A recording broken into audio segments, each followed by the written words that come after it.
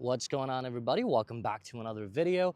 It's been a while, so thank you for staying tuned. I will bring more content, just been busy. I just wrapped up work and I was like, before it gets super dark, let me just record this review because I've had this car for about 2 days now. I was just playing with it and I gotta go return it, so I just got time to film, so I was like, I'll bring it to you. Before I talk about what this car is, you folks might probably already see what it is. I never understood why Honda reintroduced this car until I actually had it for 2 days and played with it. This thing is a 2023 Honda Passport TrailSport. A little bit about Passport. Obviously, it looks like the previous gen Pilot, and in fact, was essentially that when it comes to how it looked and some of the things that it shared. And I was always like, why would you go with this car when you can just go for a Pilot, fold the third row, use that as a cargo when you need to haul people, put the seats up? But after keeping it and seeing its practicality, I could see why someone would want to go with this size with the same amount of give or take. I'm not saying it's identical as to what it can haul with Pilot, but it's very close to, you know, the space that it offers in a smaller size. So easy to maneuver, easy to park, smaller size. Though engine is still going to be 3.5 liter here. The Passport of 2023s and probably going into 24 as well will offer, give or take, the same idea when it comes to the trim levels. There's only three. EXL is its base. Then you have the TrailSport, which this one is, and then you have the Touring, which is top of the line there. The difference really going to be in this particular trim level, which is the TrailSport. This one, though, also has the HPD package, so you can see the wheels are like so. Otherwise, you'll get gray, like pewter is what they call, which is essentially gray. These are 18 inches. The other two trim levels, the first and the third, will have the 20 inches, so that's there. This car also, being TrailSport, has the off-road tuned suspension there because I think the idea of this trim is to make it appear rugged. Now, from the face of it, I thought that, you know, Honda is just making it come back so they can have an offering against the Toyota 4Runner. But as we all know, Toyota 4Runner is its own thing. It's got its own personality, and it's just a rock. So I'm not going to compare this by any means to 4Runner, but it's an offering which is good in space, in cargo, but also not a 7 or an 8 passenger like the Pilot or like the Highlander there, right? Overall, what do I think about this car? In its own self, it looks handsome, but every time I look at this style or this car, it just reminds me of the previous gen Pilot because essentially was that, or like, you know, a cut-off ridgeline, if you will. But if we're talking about it standing alone, yeah, it's a good looking car, I think. But yeah, we can all have differences there too. So I really like the front though, especially this being TrailSport. It's fairly rugged. I do like how it is.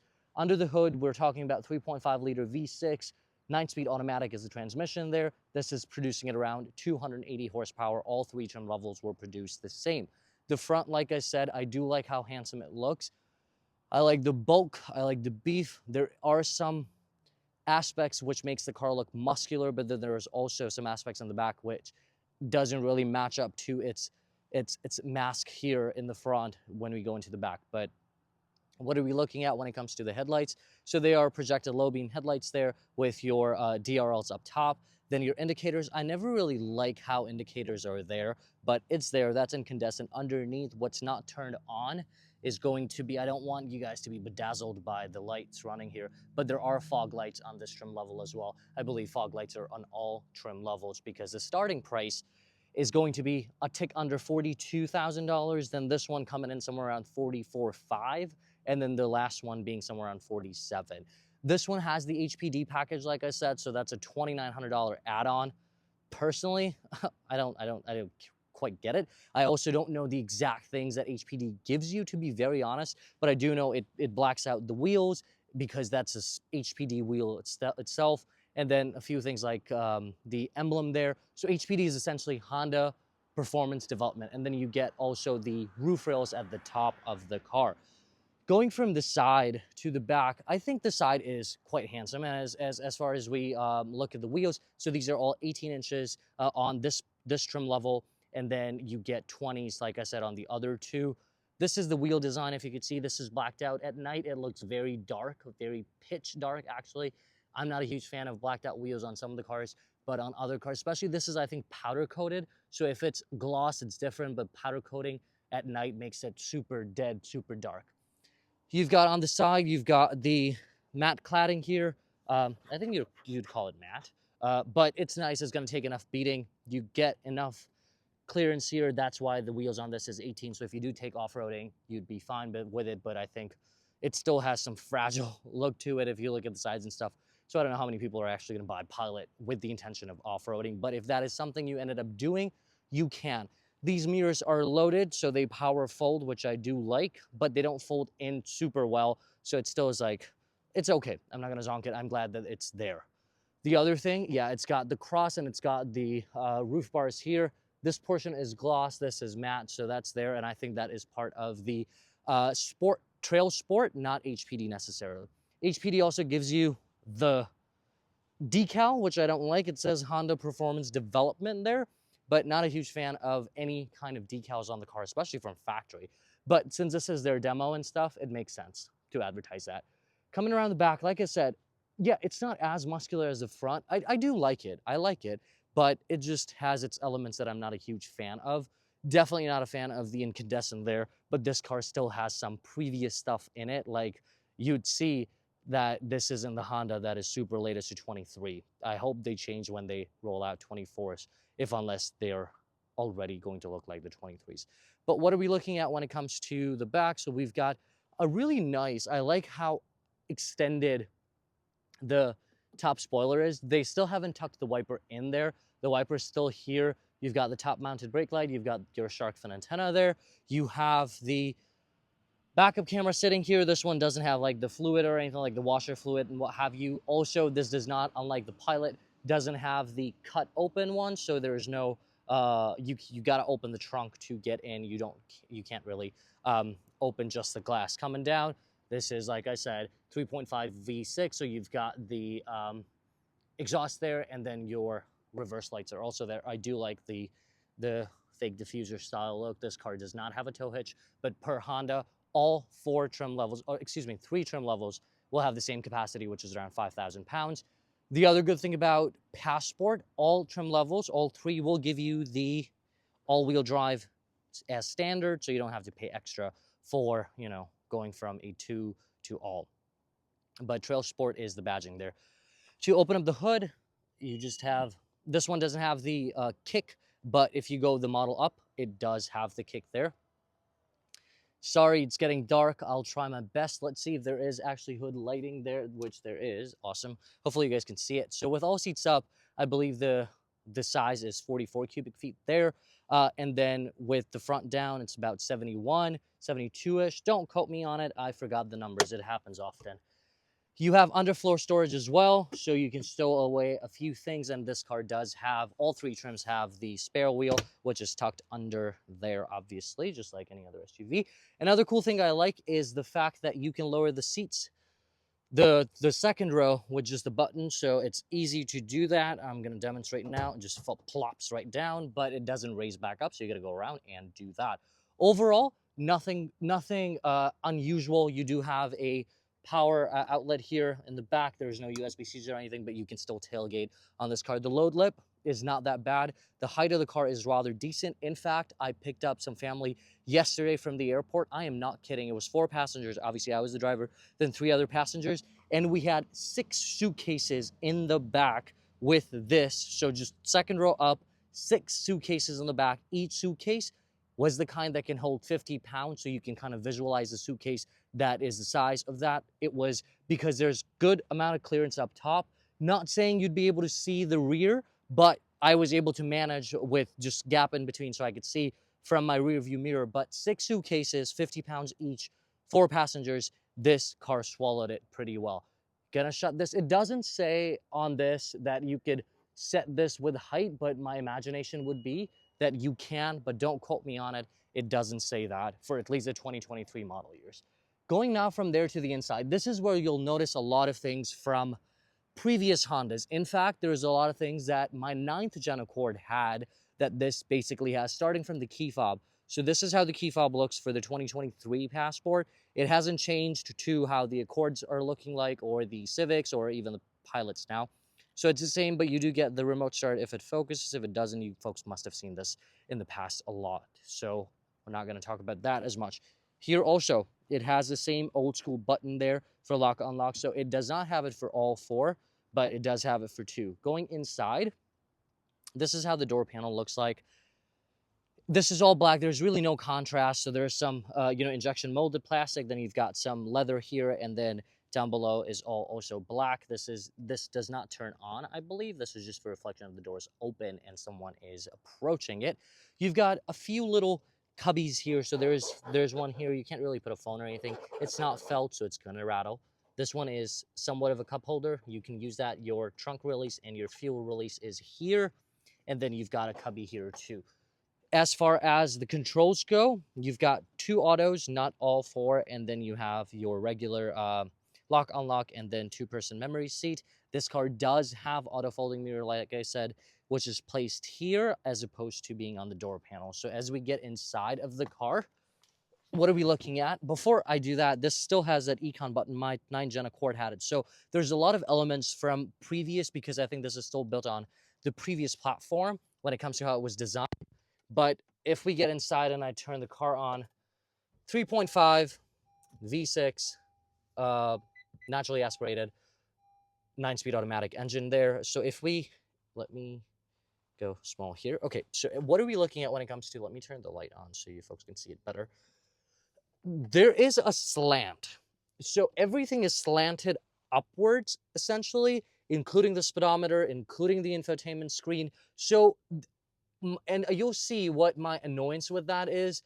It just gets annoying because it's not straight. It should be straight, because you'll see how it comes into play for the most part, especially when you're backing up the car. But going to the gauge cluster here, what are we looking at? So the two sides, left and right, are your analog, so your fuel and your temperature.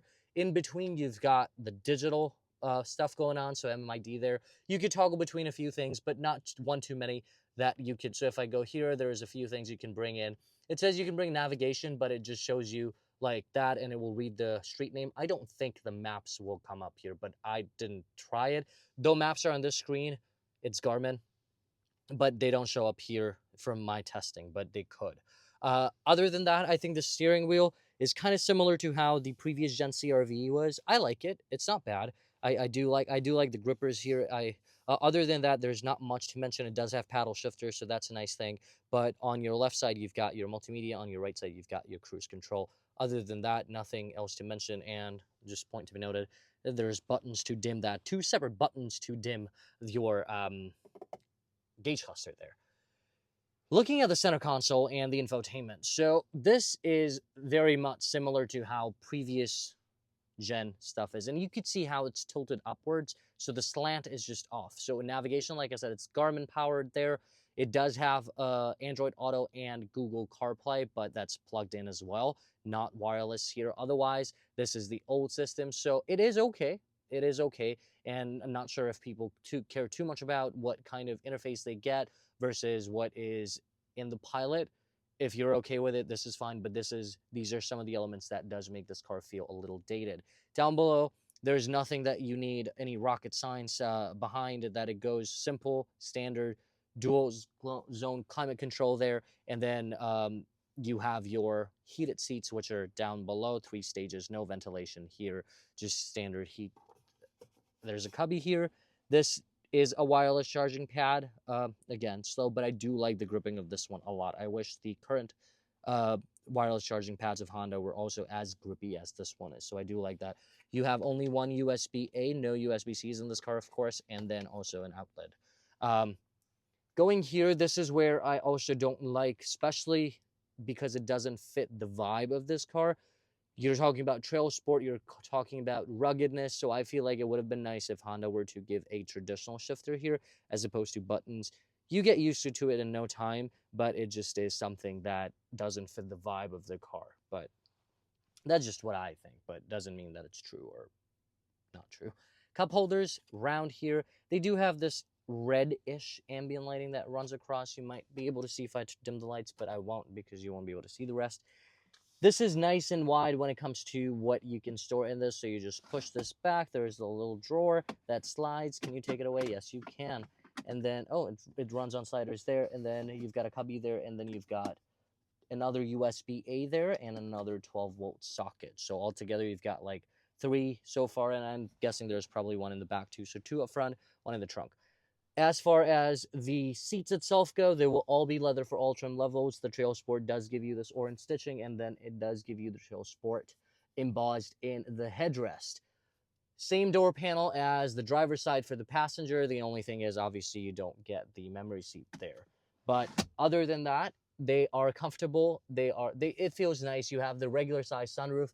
It's dark, folks. You can't see much, but here's the regular size sunroof. And if we go up top here, I'm not gonna dazzle you guys with this, but it still is incandescent. It does not have the LED, and it has the home link here. So I'm guessing that's still factory, and you don't have to add on from that. And I'm assuming this is also going to be incandescent right there.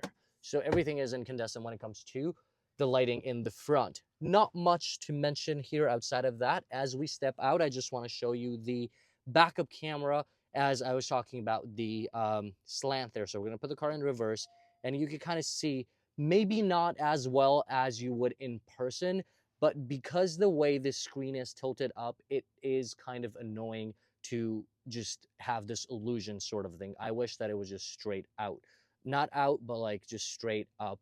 You get the idea. So, but if you haven't, if you get a chance to go to a Honda, check out and see how you feel like. Otherwise, not much to hate about this car, or I don't think I'll ever be in the market for a Passport, but if you folks are, it's there, it's available. Getting into the back. Standard door panel. I know it's dark, folks. 2 cup holders, which is nice because you do, well, we'll get in and we'll talk about it. So as far as getting in the back, the height is pretty decent. Some of the material here I don't in particularly like when it comes to how it looks. This is so scratchy. For almost 50,000, you could piano this. I swear to God that if you were to piano this, it would appear nicer. And sometimes it's, you know, it's not just about the quality, sometimes it's the aesthetics. So the quality is always nice, but I'm not saying this is not rugged. This is probably good quality, but the aesthetics also matter. Anyways, power and air. We've got 2, these are very, very hard, but 2 vents here along with no control. So this one does not give you the 3rd zone control. My guess is that the Touring model, Elite, whatever that's called, I forgot by now already. I am so sorry, that it will have that 3rd controller there. Here, we're looking at 2 USB-As and a regular, actually, yeah, 2-pin AC outlet there, which is 150 watt there. So both car seats have the map pocket. We're going to put the seat back up so you can kind of see what are we working with here. It does have through loading, which means that you can fold this and it should be good.